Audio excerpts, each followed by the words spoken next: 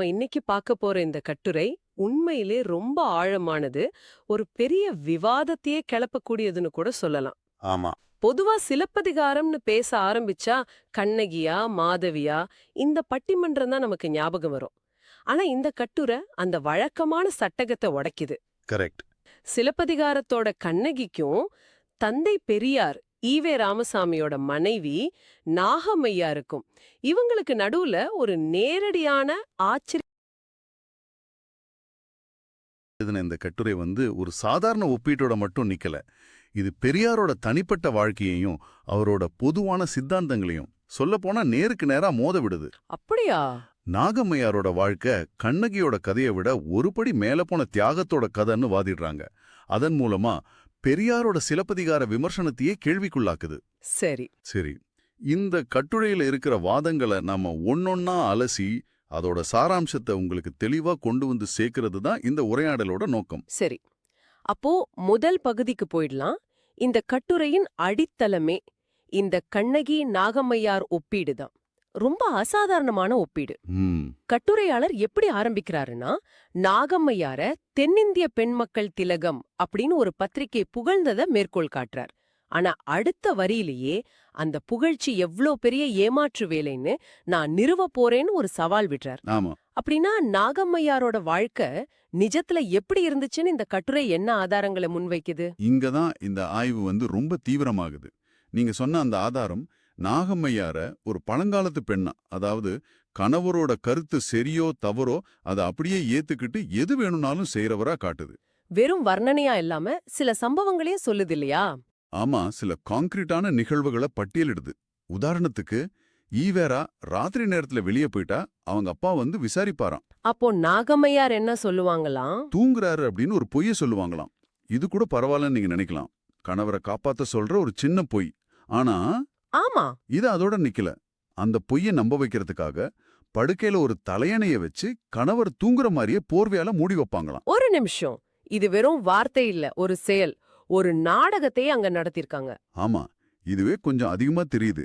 ஒரு பொய்ய நம்ப வைக்க எவ்வளவு மெனக்கெடல்னா இது ஒரு பழக்கமாவே இருந்திருக்கணும். ஆனா இதை விடவும் தீவிரமான விஷயங்கள் இருக்குன்னு கட்டுரை சொல்லுதே. ஆமா, அடுத்த கட்டம் தான் நம்மள உண்மையிலே யோசிக்க வைக்குது.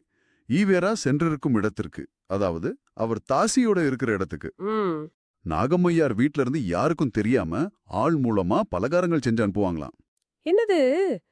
தன் கணவர் இன்னொரு பெண்ணோட இருக்காருன்னு தெரிஞ்சும் அந்த இடத்துக்கு இவங்களே சமைச்சு அனுப்புனாங்களாம். இதுதான் அந்த ஆதாரம் சொல்லுதா? ஆமா. இது நம்புறதுக்கே கடினமா இருக்கே. இது எந்த மாதிரியான ஒரு மனநிலை? இந்த கேள்விக்கு தான் கட்டுரையாளர் பதில் தேடுறாரு. இத பதிபக்தின்னு சிலர் சொல்லலாம். ஆனா கட்டுரையாளர் இத வேற கோணத்துல பாக்குறார். இதை விட உச்சகட்டமாவும் ஒன்னு சொல்லப்பட்டிருக்கே. மிகச்சரியா சொன்னீங்க. கணவர் கேட்கும் போதெல்லாம் தான் போட்டிருக்கிற நகைகள், உடுத்தியிருக்கிற நல்ல புடவைகள், ஒருவேளை அது ரொம்ப விலையுயர்ந்த பட்டுச்சேலைகளா இருக்கலாம். ஆமா. அதையெல்லாம் கொஞ்சம் கூட தயங்காம உடனே கழட்டி கொடுப்பாராம். அந்த பொருட்கள் எங்கே போகுது, யாருக்காக போகுதுன்னு அவருக்கு நல்லா தெரிஞ்சேதான் கொடுத்திருக்காருன்னு இந்த கட்டுரை ஆணித்தரமா சொல்லுது. ஆ, கோவலன் கண்ணகியோட சிலம்ப மட்டும்தான் கேட்டான். ஆனா இங்க ஈவேரா நாகம்மையாரோட எல்லா நகைகளையும் ஆடைகளையும் கேட்டிருக்கார். அவரும் கொடுத்திருக்கார். கரெக்ட். இதத்தான் கட்டுரையாளர் பதிபக்தி இல்ல, இது ஒரு ஈனச் செயல்னு ரொம்ப கடுமையான வார்த்தைகள்ல விமர்சிக்கிறாரு. அப்படிதானே? மிகச்சரியா சொன்னீங்க. கட்டுரையாளர் இந்த செயலை அன்பு, காதல், பக்தின்னெல்லாம் பார்க்கல. இத ஒரு அடிமைத்தனம்னு சொல்றார். ஒரு தலைவருக்காக, ஒரு கணவனுக்காக தன் சுய சிந்தனையை, தன்மானத்தை முழுசா இழந்துடுற ஒரு நிலை இது. இதுதான் அவரோட வாதம். கடவுளுக்கும் தலைவனுக்கும் அடிமையாகிவிட்டால் சிந்திக்கிற எண்ணம் அடியோடு போய்விடும்னு ஒரு பொது விதியையே உருவாக்குறாரு. ஆமா, நாகம்மையாரோட இந்த செயல்களை புகழ்ந்து எழுதுறவங்கள மதத்தோட பேர்ல பகுத்தறிவை இழந்தவங்களோட ஒப்பிடுறாரு. அப்போ நீங்க இங்க கவனிக்க வேண்டிய ஒரு முக்கியமான விஷயம் என்னன்னா, கட்டுரையாளர் இத ஒரு தனிப்பட்ட குடும்ப பிரச்சனையா மட்டும் பார்க்கல. இல்லவே இல்ல. இத ஒரு பொதுவெளி பிரச்சனையா, ஒரு தலைவரோட நடத்தையா பாக்குறார். இதுதான் அடுத்த கட்ட விவாதத்துக்கு நம்மள கூட்டிட்டு போகுது. அதாவது இப்படிப்பட்ட ஒரு தனிப்பட்ட வாழ்க்கைய வாழ்ந்த ஈவேரா சிலப்பதிகாரத்தை எப்படி பார்த்தாருங்கிறது தான். ஆமா, இங்கதான் இந்த கட்டுரையின் மையமான முரண்பாட்டுக்கு வரும். கட்டுரையாளர் என்ன சொல்றாருன்னா, ஒரு பக்கம் ஈவேராவோட வாழ்க்கை கோவலனை போலவும், நாகம்மையாரோட வாழ்க்கை கண்ணகியை போலவும் இருந்திருக்கு. ஆனா அதே ஈவேரா கோவலனையும் கண்ணகியையும் கொண்டாடுற சிலப்பதிகாரத்தை மிக கடுமையா எதிர்த்தார், விமர்சிச்சார். இந்த இரட்டை நிலைதான் கட்டுரையாளரோட முக்கியமான கேள்வி. சரி, அந்த விமர்சனத்தோட தன்மை என்ன? எதுக்காக ஈவேரா சிலப்பதிகாரத்தை அவ்ளோ கடுமையா எதிர்த்தார்? வழக்கறிஞர் அருள்மொழிங்கிறவரை மேற்கோள் காட்டி 2 காரணங்கள் சொல்லப்படுதே. ஆமா, ஈவேரா வச்ச 2 முக்கியமான குற்றச்சாட்டுகள். ஒன்னு, சிலப்பதிகாரம் விபச்சாரத்தை பாராட்டுகிறது. ஓகே. 2வது, அது ஆரியத்தை ஆதரிக்கிறது. இந்த 2 காரணத்துக்காகவும் சிலப்பதிகாரத்தை தடை செய்யணும், எரிக்கணும்னுலாம் அவர் பேசினதா ஆதாரம் சொல்லுது. ஆனா இந்த கட்டுரையின் ஆசிரியர் அந்த குற்றச்சாட்டுகளை ஏத்துக்கிற மாதிரி தெரியலையே. விபச்சாரத்தை பாராட்டுகிறதுங்கிற வாதத்தை அவர் எப்படி எதிர்கொள்றார்? அவர் அதை முழுமையா நிராகரிக்கிறார். அவரோட வாதம் ரொம்ப எளிமையானது, தர்க்க ரீதியானது. ஒரு கதையோட முக்கிய கதாபாத்திரம் கோவலன் மாதவி கிட்ட போறாங்கிறதுக்காக ஒட்டுமொத்த காப்பியமும் விபச்சாரத்தை ஆதரிக்குதுன்னு சொல்றது எப்படி சரியாகும்? ஆமா, அது எப்படி முடியும்? ஒரு சினிமாவுல ஒரு கதாபாத்திரம் சிகரெட் பிடிச்சா அந்த படம் புகைப்பிடிக்கிறத ஆதரிக்குதுன்னு அர்த்தம் எடுத்துக்க முடியுமா? இது ஒரு தவறான தர்க்கம், ஒரு லாஜிக்கல் ஃபேலசி. இதுதான் ஆசிரியரோட நிலைப்பாடு. ஒரு கதாபாத்திரத்தோட செயல் அந்த நூலோட நோக்கமா இருக்காதுன்னு சொல்றாரு. இது ஒரு தெளிவான வாதம். அப்போ ஆரியத்தை ஆதரிக்குதுங்கிற 2வது குற்றச்சாட்டை பத்தி கட்டுரை என்ன சொல்லுது? அந்த வாதத்தையும் கட்டுரையாளர் கேள்விக்குள்ளாக்குறார். ஆனா அதைவிட முதல் குற்றச்சாட்டுல இருக்கிற தார்மீக பிரச்சனையத்தான் அவர் ஆழமா பாக்குறார். இங்கதான் நீங்க சொன்ன மாதிரி இந்த கட்டுரை ரொம்ப கூர்மையா ஆகுது.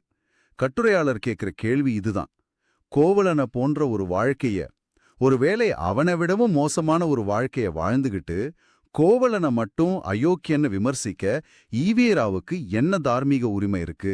இதுதான் அந்த இரட்டை வேடம்னு குறிப்பின்ற இடமா?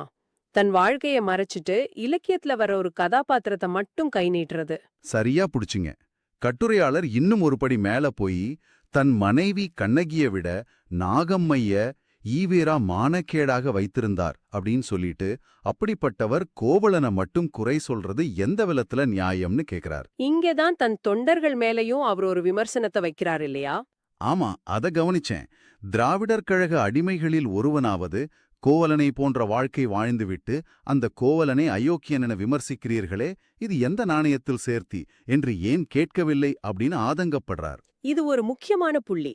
இது ஈவேரா மேல உள்ள விமர்சனத்தை தாண்டி அவரை சுத்தி இருந்த கேள்வி கேட்காத ஒரு கூட்டத்தின் மேலயும் வைக்கப்படுற விமர்சனமா இருக்கு. நிச்சயமா, சொந்த புத்தியில சிந்திச்சாதானே இந்த கேள்விகள்லாம் எழும். அதுதான் கட்டுரையாளரோட வாதம். ஒரு தலைவரை பின்பற்றுறது வேற, அவர் செய்யறதையெல்லாம் கண்மூடித்தனமா ஏத்துக்கிறது வேற. அந்த வேறுபாட்டை தான் கோடிட்டு காட்ட முயற்சி பண்றார்.